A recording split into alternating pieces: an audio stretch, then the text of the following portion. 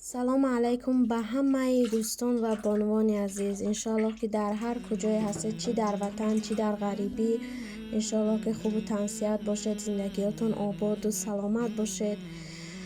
خیر، در همین ویدیو اول این یکمین ویدیوی سریوز من است، ولوگ روزانه.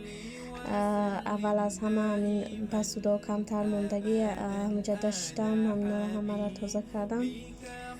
بعد از اون یا چند تا چیزها برای پیشروی کانال گرفته بودم، همونا را شستم، همین خیلی چیزها گرفتم، همونا را هم را چک کردم. انشالله که ویدیوهای بهتری میشود از این پس. خلاصه گپ ها که اینا رو همه چک کردم و انشالله اینجا با هم دیگه یک چی تیار میکنیم، یک همبرگر تیار میکنیم با هم دیگه. اول از همه یک گوسیا رو هم مرا میده کرده و همین نمودی سبزوات میده کردم. خیلی به هر چیزی که خواهید میشود. من کچوب با ماینز قطعی چی میکنم، خودی کچوب تو زیاد مقبولم نیست.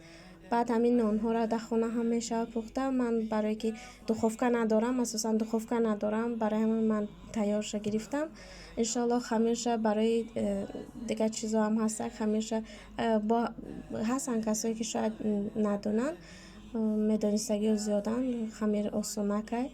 انشالله برای پختن یک پیراشکی نشان میتیم انشالله.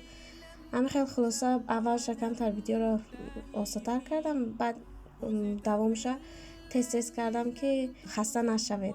آسانک همین خیلی کلبسه را سرخ کردم از پیشکی، کارتوشکا رو همین خیلی، بعد همین خیلی سیر گرفتم و همین خیلی قبط همه را چیدم.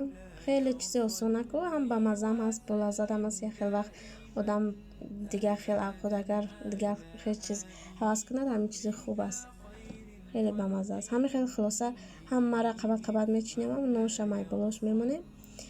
هم خیلی دیگه واسش هم خیلی تست کردم. خلاصه دوستان هم اینا رو که تمام کردیم در میکرووفکا چند یک منوت میمونه که سیرش آب شد کمتر بریونک شود، اما دست که موندم فرق هم نمیکنه یک از همش. انشالله دوستان در ویدیو بعدی یک نمود صبحانه آسانک برای کودکانی از 1 ساله بالا، دخترچه خودم که 1.5 ساله است میپزم.